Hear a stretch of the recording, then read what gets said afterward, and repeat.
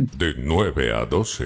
Primera dosis, Sputnik. Segunda dosis, vacuna de otro laboratorio. ¿Está bien médicamente, científicamente, Juan? Buenos días, gracias por la invitación. Bueno, en este momento los datos que tenemos sobre la vacuna Sputnik solamente fueron publicadas por un solo artículo en el mes de febrero. Esa es la única información que tenemos sobre Sputnik, no tenemos más.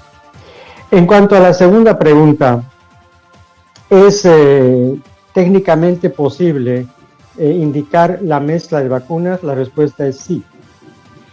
En este momento Europa, los países de Suecia, Francia, Alemania, Noruega, Dinamarca, han tomado la decisión de recibir la primera dosis en base a AstraZeneca y la segunda dosis en base a Pfizer. ¿Cuál es el motivo? El motivo es que durante el ensayo clínico que realizó Inglaterra con la vacuna de AstraZeneca, la primera población que recibió la vacuna fueron el personal de salud, los médicos. Y en este grupo encontraron efectos adversos muy graves. Alrededor de 8 a 10 médicos terminaron muriendo por presentar trombosis en las venas cerebrales. Entonces, algunos gobiernos de Europa han tomado la decisión de que no desean administrar a su población la segunda dosis de AstraZeneca con el objetivo de reducir la presencia de este efecto adverso. Y por lo tanto, lo que hacen es administrar la vacuna de Pfizer. Esto ya lo están haciendo hace tiempo. La canciller de Alemania, Angela Merkel, por ejemplo, se ha vacunado con ese esquema. Primera dosis AstraZeneca, segunda dosis Pfizer, y los estudios preliminares que han hecho en esos países han demostrado que las personas que reciben ese esquema tienen una buena producción de anticuerpos neutralizantes y tienen efectos adversos leves en un porcentaje aceptable, 20 al 40%. Hace 4 días, esto que están haciendo en Europa se publicó el ensayo clínico que fue realizado en 5 hospitales universitarios de España, y donde ellos demuestran que el uso de AstraZeneca y posteriormente Pfizer es una combinación adecuada. ¿En qué sentido? Primero, que es eficaz, es decir, que mejora la respuesta de anticuerpos.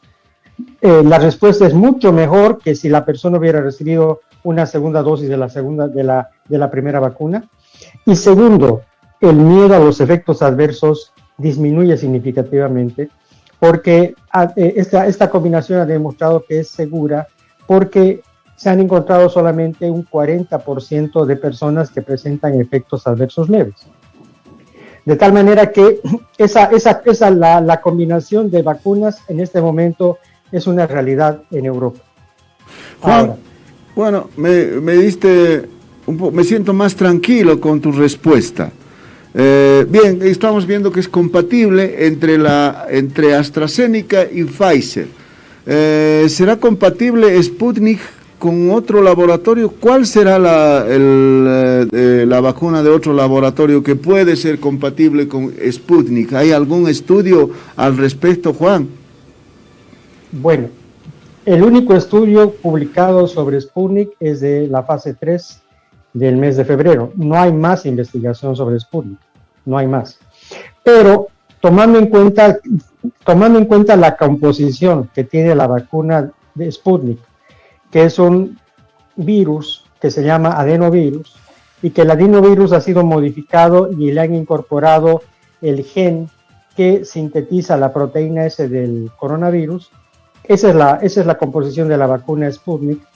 La misma composición tiene la vacuna de AstraZeneca, es decir, el modelo que están aplicando en Europa, y además el ensayo clínico que ha sido publicado hace 4 días en base a una vacuna similar a la Sputnik, que es la AstraZeneca, se la podría, digamos, aplicar en base a esos resultados del mismo modelo.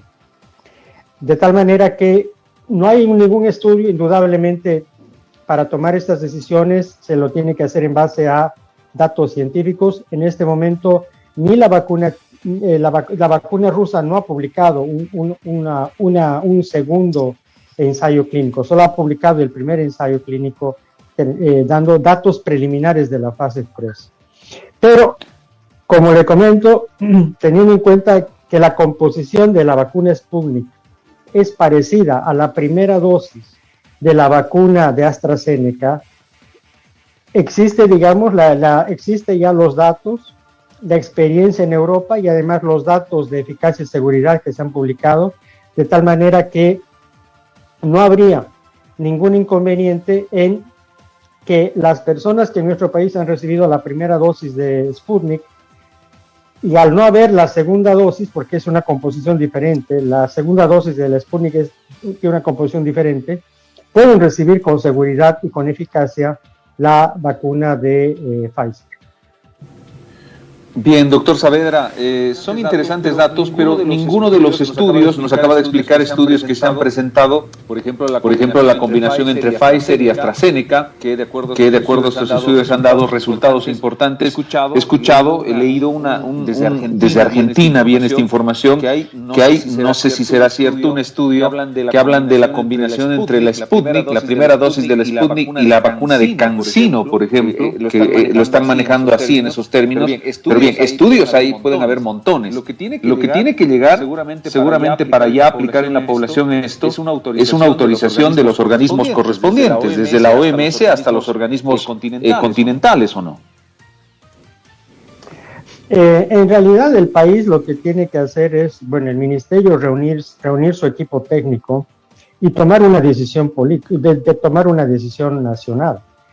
A eso pueden agregar a eso pueden pedir la opinión técnica de la Organización Mundial de la Salud. Básicamente con eso tiene que moverse, no tiene que pedir permiso a nadie más, solamente tomar la decisión nacional en base a su comité científico, que seguramente debe tener el Ministerio de Salud, y pedir una recomendación a la Organización Mundial de la Salud en la oficina de la OPS, ¿no? Pero lo que estamos analizando es cuál es la vivencia real en este momento en Europa. Europa, como empezó hace tiempo, unos meses antes que nosotros la epidemia, ellos ya han avanzado mucho, de tal manera que la experiencia que ellos tienen, ese modelo de experiencia que ellos tienen, nos tiene que servir para replicar lo bueno y evitar copiar lo malo. Entonces, todavía no hay trabajos preliminares, ni siquiera finales, trabajos preliminares publicados sobre otras combinaciones. Indudablemente se puede investigar muchas combinaciones, ¿no?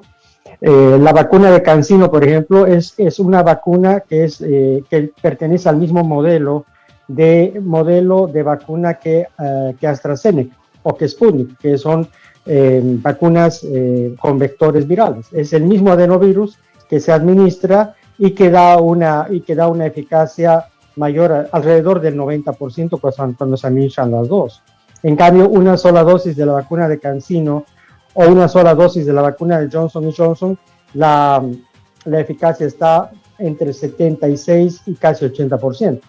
Entonces, yo creo que eso es lo que tendría que hacer el Ministerio de Salud, reunir su comité científico y pedir un asesoramiento, una opinión en base a lo que ellos decidan a la Organización Mundial de la Salud. Y con seguridad la Organización Mundial de la Salud les va a mostrar el modelo que están haciendo en este momento Europa y les va a poner en su conocimiento este ensayo clínico que se ha publicado hace 4 días y que se llama CombiVax. Lo que han hecho es combinar la primera dosis de AstraZeneca y la segunda dosis Pfizer. ¿Cuál es la única recomendación? Que para aplicar la segunda dosis, el periodo de espera tiene que ser de 8 a 12 semanas. Entonces, justamente coincide con el periodo de espera que se tiene en el país. Los que han recibido la primera dosis de Sputnik ya están esperando prácticamente 80 y pico días, entonces están en el límite de las 12 semanas para recibir la siguiente dosis, que no se sabe cuál va a ser. Claro, y hablar de combinaciones en este momento, bueno, para hablar de combinaciones en realidad se necesitan pues las vacunas en primera instancia, porque ¿de qué sirve hablar de la posible combinación en Bolivia? Me refiero, doctor Saavedra, la posible combinación de la Sputnik con la AstraZeneca o la Pfizer con la AstraZeneca, etcétera, etcétera. Si no tenemos ni la Pfizer ni la AstraZeneca, es decir, estamos aguardando más vacunas. Pero bien, al margen de eso, usted, doctor Saavedra, conoce y sabe bien que esto es dinámico y esto va cambiando conforme va avanzando la pandemia. Acabo de ver un reporte, por ejemplo, que habla de la vacuna Pfizer, que están elaborando y están próximas a anunciar la aplicación de una posible tercera dosis de Pfizer, tercera dosis de Pfizer que permita combatir de mejor manera estas nuevas variantes, en específico la variante Delta, que está generando mucha preocupación en el mundo. Es decir, doctor Saavedra, esto así va a ser, de aquí en adelante va a ir cambiando. Si a mí me han puesto 2 dosis, yo digo, bueno, ya estoy medianamente protegido, pero mañana aparece la variante Alfa, Delta, lo que sea que aparezca, entonces la vacunación va a tener que cambiar también de dinámica, ¿o no? Sí, porque se conoce cada vez más el comportamiento de los anticuerpos que produce cada persona que es vacunada según la vacuna que recibe. Se sabe, por ejemplo, que los que reciben la vacuna de Pfizer, los niveles protectores de anticuerpos anti-RBD o anticuerpos neutralizantes circulan entre 6 y 8 meses brindando una protección efectiva. Pasado ese tiempo, los niveles de anticuerpos empiezan a bajar, de tal manera que la persona deja de estar protegida y tiene riesgo de reinfectarse o infectarse por primera vez. En consecuencia, en las personas que han recibido la vacuna de Pfizer, ya se tendría que programar la aplicación de un refuerzo en el 6º mes o en el 8º mes. Y lo mismo pasa con las demás vacunas. Yo le pongo el otro ejemplo, el ejemplo de Coronavac, que ha sido publicado. El Coronavac es una vacuna china que no se ha aplicado en Bolivia, se ha aplicado en Brasil, se ha aplicado en Chile. La Universidad de Chile ha informado de que la eficacia de la primera dosis de la vacuna de Coronavac es del 5%, y la segunda dosis brinda un porcentaje un poquito más allá del 50%. Es decir, casi si fuera un poco menos, 50% menos, esa vacuna no serviría. Pero como el límite de eficacia aceptado en el mundo es cualquier vacuna que tenga eficacia mayor al 50% se la tiene que utilizar, por esa razón se la utilizó en Brasil y en Chile. ¿Qué pasa con la eficacia, por ejemplo, los anticuerpos que tienen las personas que han recibido la vacuna de Coronavac? Si comparamos con la circulación de anticuerpos de los que han recibido la vacuna de Pfizer, que hemos dicho de 6 a 8 meses, el tiempo que circulan los anticuerpos en los pacientes en las personas que han recibido Coronavac es menor. De tal manera que en ese grupo de pacientes ya hay que pensar en aplicarles un refuerzo al 4º o al 5º mes. Entonces, la eficacia que conocemos de cada vacuna produce en el modelo matemático también un tiempo más largo o más corto de circulación de anticuerpos. De tal manera que sí o sí, en este momento, con cualquiera de las vacunas que existan en el mundo, se tiene que recibir un refuerzo, por una parte. Por otra parte, en este momento hay grupos de pacientes que recibiendo la vacuna de Pfizer no logran producir un suficiente nivel de anticuerpos y por lo tanto ya están recibiendo 3 dosis. ¿Quiénes son? Los trasplantados. Hace 2 semanas se publicó un artículo justamente comentando este tema, que en los trasplantados se les aplica la primera y segunda dosis según el esquema que conocemos. Y a los 2 meses se le aplica la tercera dosis. ¿Por qué razón? Porque este grupo de pacientes no produce una cantidad protectora de anticuerpos. De tal manera que en este momento el conocimiento que tenemos sobre la eficacia de las vacunas, la producción de anticuerpos, cómo circulan los anticuerpos, obliga a pensar a cada estado que ya tiene que pensar no solamente en inmunizar al 65% de la población, sino que además tiene que programar que de aquí a 6 meses, de aquí a 8 meses o 6 meses o un poco menos, esa población que ya fue inmunizada, ese 65% o 70%, tiene que recibir ya una tercera dosis, y así sucesivamente. Entonces, seguramente para el próximo año, las empresas van a fabricar vacunas que nos van a brindar protección contra las 4 variantes. Y van a ser las vacunas de segunda generación, y probablemente con la aplicación de las vacunas de segunda generación vamos a tener que recibir una dosis cada año. Pero en este momento, dado el conocimiento de la eficacia, dado el conocimiento de la circulación de los anticuerpos según modelos matemáticos, hay que pensar, cada estado tiene que pensar en administrar un refuerzo al 6º mes o al 8º mes luego de haber administrado el esquema completo de vacunación. Juan, tenemos preguntas, por favor, de nuestra audiencia. Te agradecemos infinitamente por tu tiempo. Tenemos preguntas de nuestra audiencia y la primera pregunta dice: si recibí la primera dosis de vacuna, pero luego me contagié con COVID, ¿puedo recibir la segunda dosis o debo iniciar todo nuevamente, es decir, primera, segunda dosis después de haberse enfermado con COVID? Juan, por favor. Sí, en ese caso la persona tiene que recuperarse de la enfermedad del COVID, esperar 3 semanas a que ya no tenga ningún síntoma y tiene que aplicarse la segunda dosis. No hay problema si se aplica la segunda dosis. Segunda pregunta, Juan. ¿Es verdad que luego de vacunarme no debo tocar agua al menos por 3 días? Ese es un mito. Entonces, normal, se puede duchar, se puede lavar, todo. Correcto. Es importante informar a la audiencia de que al recibir la vacuna, lo único que uno tiene que hacer es observar si aparecen efectos adversos. Por ejemplo, la aparición de la persistencia de dolor en el hombro, un poco de endurecimiento en la zona de inoculación y tal vez enrojecimiento y tal vez fiebre. ¿Por qué razón? Porque si aparecen estos efectos adversos leves, tiene que tomar ibuprofeno para sobrellevar estos efectos adversos transitorios y también comunicarle los efectos adversos a su médico. Pero el resto de su actividad laboral, escolar, etcétera, tiene que ser normal. No hay motivo para suspender, modificar la rutina diaria que cada persona tiene. Tiene que alimentarse de una manera normal, tiene que higienizarse de una manera normal. Si practica deportes, practique deportes también.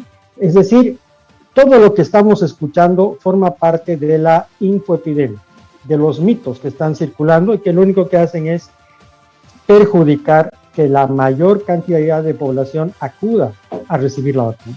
Entonces, lo único que tiene que hacer esta persona, la persona vacunada, es vigilar, observar si aparecen efectos adversos. Si aparecen efectos adversos, comunique a su médico y su médico seguramente le va a recetar, le va a recomendar que tome un ibuprofeno o que tome paracetamol. Pero el resto de sus actividades las tiene que desarrollar de una manera normal. Lo demás son mitos. Juan, no sé si será esto un mito, pero han recomendado, según esta pregunta, en algunos centros de vacunación. Te vacunas y prohibido tomarse una cerveza, un whisky, un ron, ¿no? O chicha, 0 alcohol. ¿Es un mito o está entre las recomendaciones? Bueno, los médicos nunca vamos a recomendar que las personas consuman tabaco o que consuman alcohol. Entonces, yo creo que eso forma parte de la cultura general que tiene el grupo de salud y por eso recomienda no hacerlo. Pero no hay nada publicado que el alcohol sea una contraindicación relativa o una contraindicación absoluta. Lo que sí, en cada vez que un paciente va al hospital, hay que aprovechar el momento para recordarle hábitos saludables en cuanto a ejercicio, en cuanto a alimentación y ir desprendiéndose de los tóxicos, ¿no? De los hábitos tóxicos como el alcohol y el tabaco. Bueno, pues, Juan Carlos, ¿tienes alguna pregunta más? Sí, permíteme, por favor, doctor Saavedra, aprovechando su tiempo. A ver, un par de cositas. La primera, usted ha debido escuchar ya los últimos reportes que establecen que no sé si está en desescalada el COVID-19 en nuestro país o se ha logrado frenar esa creciente ola. ¿Cuál es su concepto con relación a esto que está ocurriendo? Porque hace instantes comentábamos con Andrés que es importante que estos datos estén acompañados con el correcto y el suficiente número de pruebas que se vayan a realizar. A mí particularmente, doctor Saavedra, me ha llamado la atención que cada vez que en los reportes diarios que dan en general el país y vemos desescalada en la cantidad de contagios, uno revisa inmediatamente el reporte y ve que han habido menos cantidad de pruebas que se han realizado ese día en específico. Y cuando, por el contrario, se presenta en el cuadro de monitoreo de COVID en el país una cantidad superior de contagios, una cantidad elevada de contagios, resulta que revisa el reporte y ve que se han realizado más pruebas ese día de detección. Eso es una lógica, eso está ligado. ¿No debería haber una regularidad en la prueba, en las pruebas que se realicen cada día? Intentar por lo menos una regularidad, qué sé yo, 20,000 pruebas diarias de lunes a viernes que se realicen y ahí establecer si realmente hay una desescalada, hay un freno o hay un incremento? Correcto, usted tiene toda la razón. En el país se debería testear cada vez más, no cada vez menos. Y tampoco debería haber huecos durante la semana. Entonces, en estos 14 meses de epidemia, lo que hemos aprendido es que los reportes de sábado, de domingo y de lunes no tienen que ser tomados en cuenta, porque son datos que demuestran una subnotificación. Entonces, hay que tomar en cuenta los datos de martes a viernes.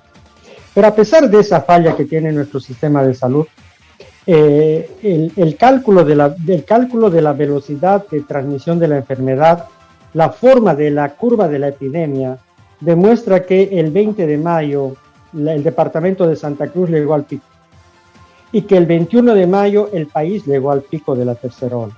Así que desde mayo el país llegó al pico y está en la meseta. ¿Cuándo dejó de estar en la meseta? Por lo menos hace 10 a 12 días. Hace 10 a 12 días la velocidad de transmisión de la epidemia es menor a 1, cada vez menor a 1, está bajando.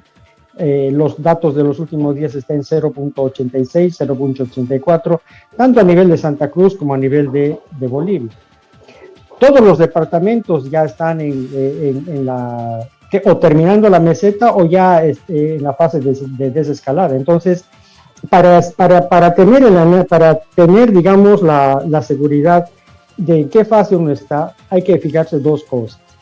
La forma de la curva epidémica, porque la curva tiene dos partes importantes, el pico y el valle. Entonces, ¿en qué parte estamos? En este momento en el país estamos descendiendo de la meseta. Entonces, probablemente en unas 6 a 8 semanas, yo calculo que esa es una proyección que hice hace varias semanas, yo calculo que a mediados de agosto el país va a llegar al valle de la epidemia y vamos a tener un reporte nacional, ojalá que sea así, menor a 100 casos por día. Entonces, hay que tomar en cuenta esos valores, esos dos datos, la forma de la curva y segundo, la velocidad de transmisión. La velocidad de transmisión en este momento en Bolivia es de 0.80, al igual que en Santa Cruz. Entonces, estamos en una desescalada. Ahora, ¿cuál es el otro punto que crea confusión en autoridades departamentales de salud? Que dicen, efectivamente, hoy hemos tenido, por ejemplo, Santa Cruz, dicen, hemos tenido hoy día 900 casos de reporte o de 800 casos de reporte de pacientes con COVID. Y no creemos que estemos en desescalada porque hemos tenido 80 fallecidos. Entonces, la confusión está ahí en las autoridades que no saben interpretar los datos. La curva epidémica de la mortalidad no es simultánea a la curva epidémica de los casos.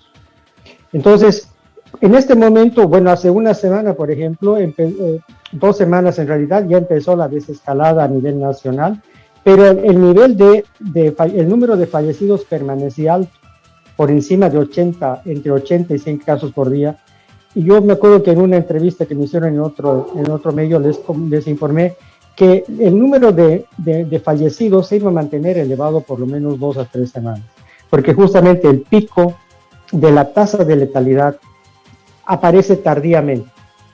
¿Cuánta tardanza? Por lo menos 3 semanas. Entonces, uno puede ver que la curva de infectados disminuye, pero sin embargo se mantiene elevada el reporte de fallecidos. El reporte de fallecidos va a empezar a disminuir también, Juan Carlos. Entonces, esto será, doctor Saavedra, en unas 2 o 3 semanas más. Y ojalá que para mediados de agosto ya estemos en un nivel bajo, en el valle de la curva, y ya tengamos niveles de un reporte nacional de menos de 100 de pacientes por día. Bien, doctor Saavedra, 2 cositas muy puntuales para finalizar.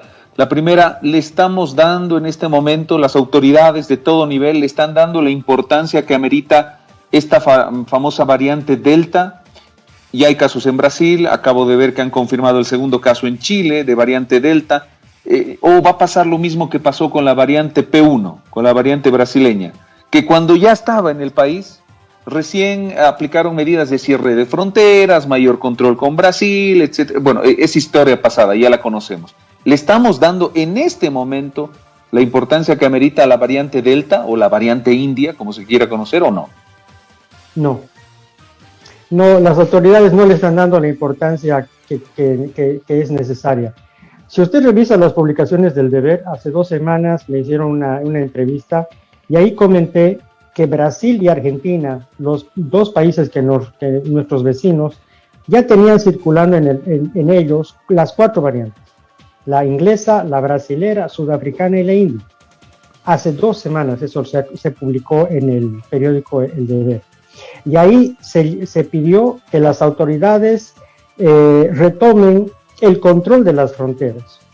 ¿Y el control de las fronteras qué significa? Significa que todo pasajero que procede de lugares endémicos o epidémicos para la variante India, Brasil, Argentina, Inglaterra, donde está circulando en forma masiva esta variante, los pasajeros tienen que, al llegar al país, tienen que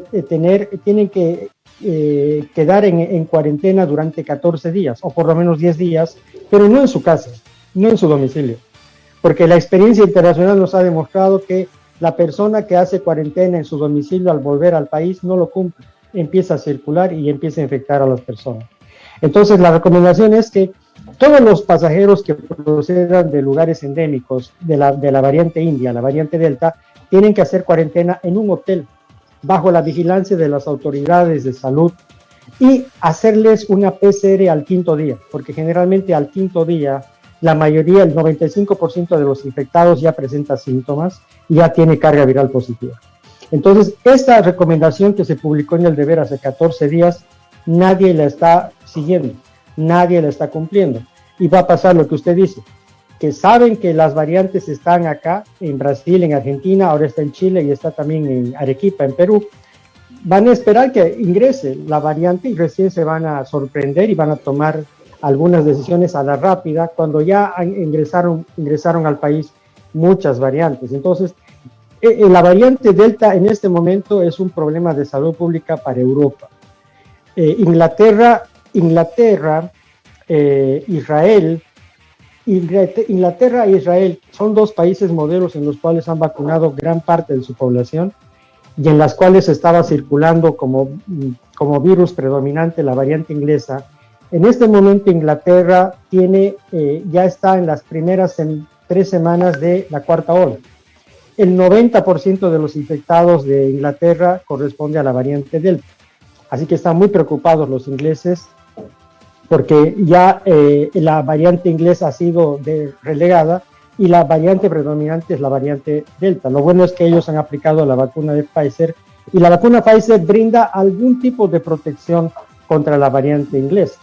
Lo mismo está pasando en Israel. En Israel han vuelto a recomendar que la población vuelva a utilizar barbijos en los lugares cerrados y en este momento Rusia está en una 4ª ola.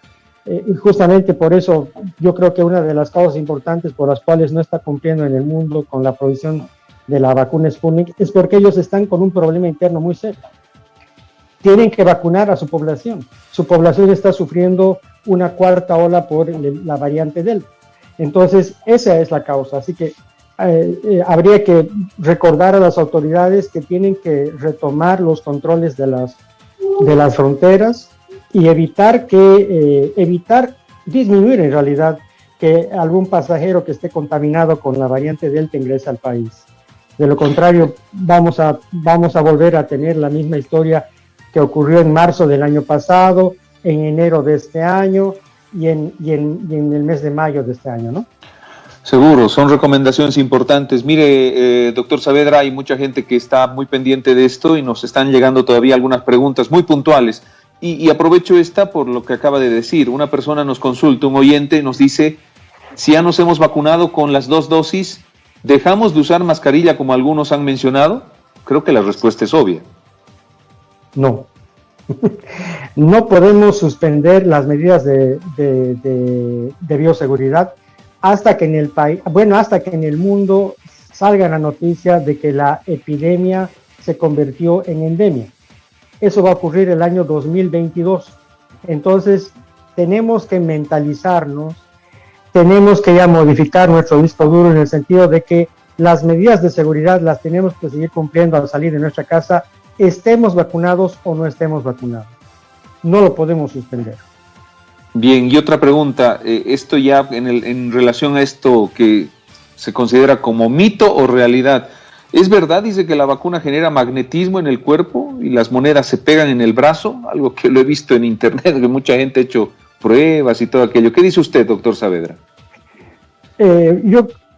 Forma parte de la epidemia, forma parte de los mitos que trae la epidemia, ¿no? Porque yo creo que la persona que ha hecho el video, y creo que lo han hecho en Chile, no sé, en un país latinoamericano, probablemente pertenezca a un grupo antivacunas. Entonces ha generado temor, desconcierto, entonces desconfianza, y por eso mucha gente ha dejado de vacunarse y ha pensado que al aplicarse la vacuna le estaban inyectando algún chip que generaba magnetismo o actividad eléctrica.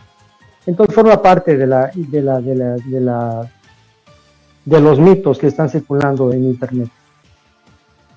Bien, perfecto, doctor Saavedra. Ahora sí, le agradecemos la gentileza. Hay mucho interés, sin lugar a dudas, en tener mayor conocimiento y mayor información sobre esta situación de gente como usted, de especialistas, de gente que sabe, que ha estudiado, que conoce, y no de ahí de los mensajes que puedan llegar por redes sociales o por WhatsApp del tío, el primo, el amigo, el sobrino, el ahijado o quien sea. Doctor, por eso le agradecemos de verdad su gentileza. Ha sido un gusto para mí compartir información con ustedes. Que pasen un lindo día y saludos a toda la audiencia de La Paz.